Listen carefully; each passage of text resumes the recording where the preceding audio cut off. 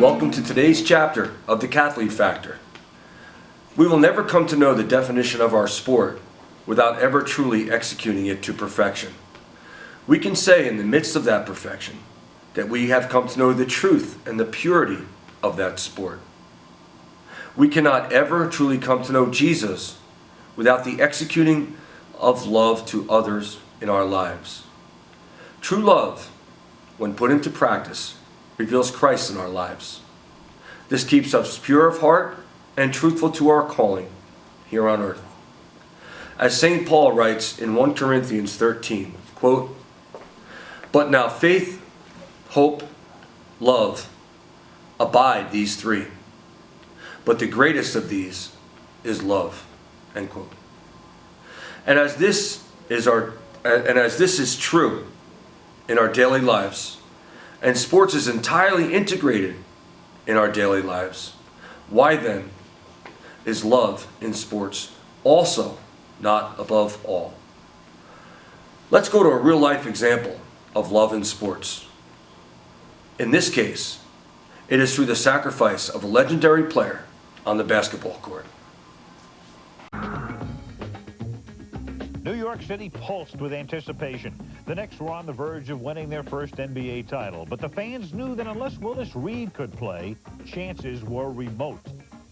In Game 7, the one big question in New York City is, was Reed able to play?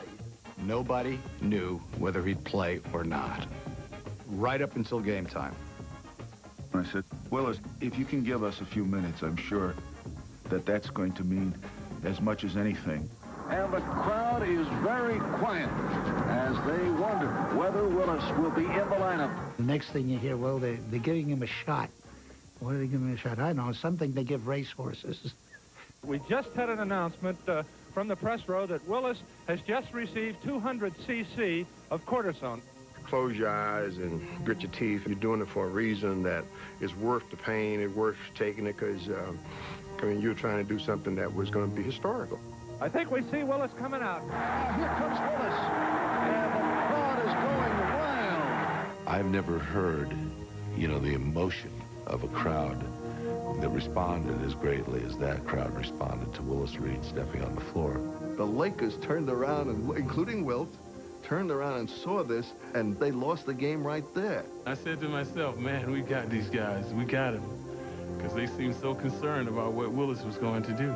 I just thought for us that there's no way that he could have any impact on that game physically.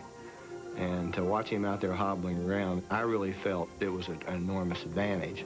The game starts, and one of the first plays down the floor, here comes Willis, gets a pass from Frazier. Slows it down, is picked up by Jerry West on the number of post three. You think the Garden went crazy? Wow, they went absolutely nuts. One or two plays later, Willis gets the ball again about 16, 17 feet. He takes a shot. He hits the second shot. And at that point, it's over. When he canned his first two shots, the adrenaline was flowing, man. The place was in Bedlam. I had never seen a reaction like that in the Garden. I don't think I've ever seen a reaction since. The crowd became like our sixth man. They really catapulted us to another level and believing that we could beat the Lakers. The spiritualism of the moment was clear. The energy level in the building was phenomenal. And you can truthfully say that the Lakers never got into the ball game. Frazier led both teams with 36 points and 19 assists. Willis Reed didn't score another point in 27 minutes on the floor, but his presence inspired his teammates to heights even they could not have envisioned that championship season. It was something that was destined. If we had to play the Lakers again, we wouldn't have beaten them, man, because they were a dominant team. It was just something that happened for that one game. It all came together for us. It was one of the singular, most amazing games by an injured player I've ever seen. And he's been an all-time hero in New York ever since. I've been asked, how can you explain to your son that the greatest game you ever played in, you only scored 4 points? I said, well, it wasn't the greatest game I've ever played, but definitely the most important game I've ever played.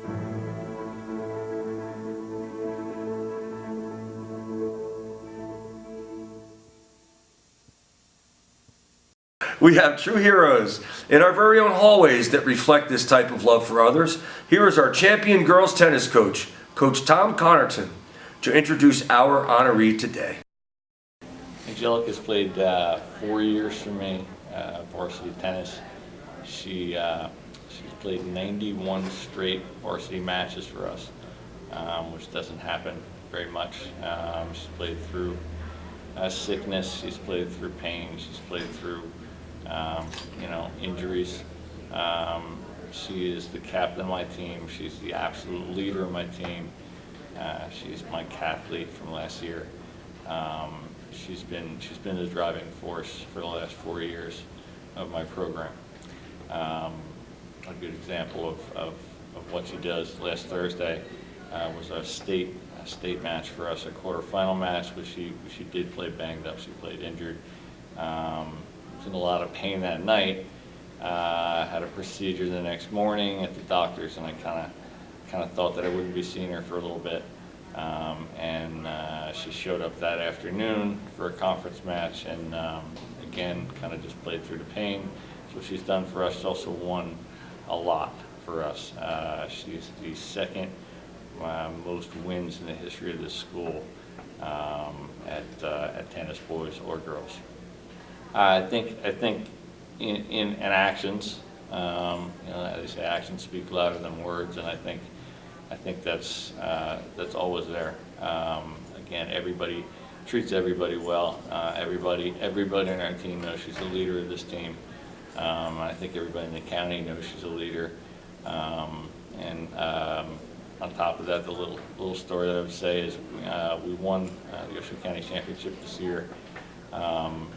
Angelica and her partner Sarah Howald won the doubles championship, and when she walked off the court, the first thing she said was that I've worked really hard for this for 4 years, and she very easily could have said I'm just really proud that we won this doubles match, this doubles championship, and the first thought in her head was to say I worked hard, I love my teammates.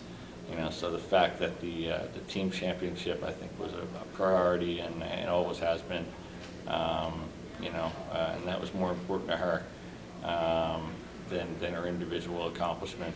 Speaks volumes about who she is. Welcome. We have Angelica here, and that was quite a clip on Willis Reed, right? Yeah. I'm pretty old. I actually saw that on television live. But I was a young athlete, and here you are, maturing in your athletic career as a multi-sport athlete, and doing extremely well. Obviously, great words by Coach Connerton today. What did you kind of get from the Willis Reed clip? After watching that, I noticed that it wasn't his best game. It was the most important game. The fact that he showed up, and the fact that his teammates saw him there after they knew what he went through, his injury. So I think that was really powerful. That's what inspired me too the most, is that it's an inspirational story about inspiration. I think Willis Reed had one of his least productive games, right? I think he only scored those 4 points, right? But the team went crazy. Why? Because just that little bit of sacrifice was so inspiring, right? And today's gospel theme that comes through our Cathalete session, and we utilize this format for our Cathalete session, has a lot to do with an amazing story of sacrifice and inspiration, and that's the crucifix. So I just want to talk to you very quickly about a Bible verse which brings us to the spiritual side of our Cathalete sessions. From John 15:12-13. This is my commandment. Love one another as I love you. No one has greater love than this, to lay down one's life for one's friends. What an unbelievable human calling it would be for us to go up on a crucifix. But we do get a taste of that sacrifice that comes from love in Willis Reed's example today, do we not? And that's the beauty of a Cathalete session, and the beauty of the Cathalete factor, that we can see Christ in everything that we do, and especially in sports. We love sports. We're athletes, right? And if we're able to, here's the key thing: if we're able to bring Christ into what's truly important to us, which sports is, then we're living with Him, 24/7. How do we sometimes, lay down our lives for our teammates? I think the fact that we sacrifice for our team, we sacrifice to get rest before a big game, before a big match, rather than going out. We go home, we get good rest, we wake up, we have a good breakfast, you know, we're there for our team because we want that, that next step, we want that next. Excellent. It's your life, right? So you just talked about taking time in your life, you know, you only have a certain number of heartbeats, right? And giving it to your team, you know, so we are laying down our lives for our teammates.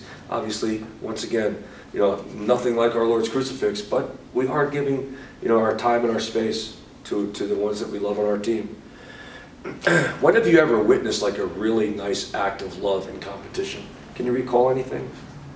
I think certain circumstance that happened during a match was, I think someone got hit with the ball. Mm-hmm. The game stopped. We went to that person, it was actually an opposing teammate too.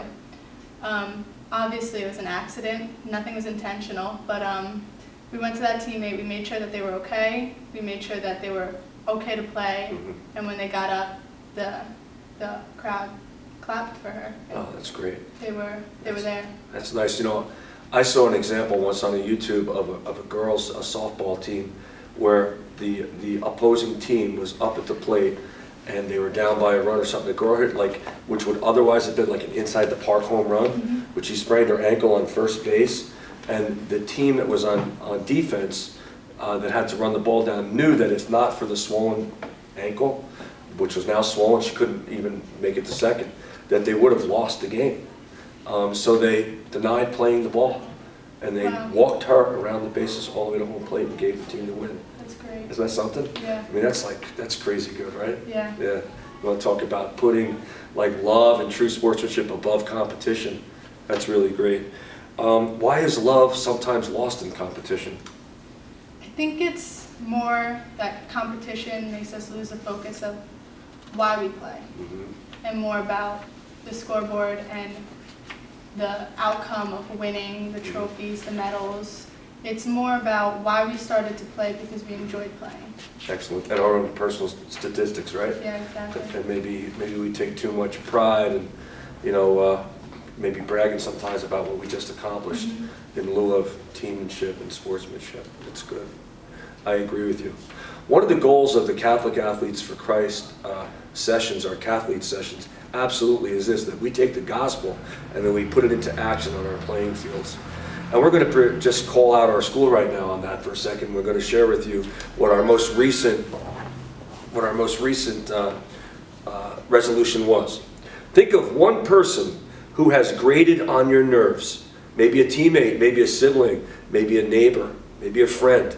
Think of that one person silently that has grated on your nerves, and commit to saying something encouraging to them this week or this month, or even better, randomly bestow an act of kindness upon them. I just thought of about 3 or 4 people.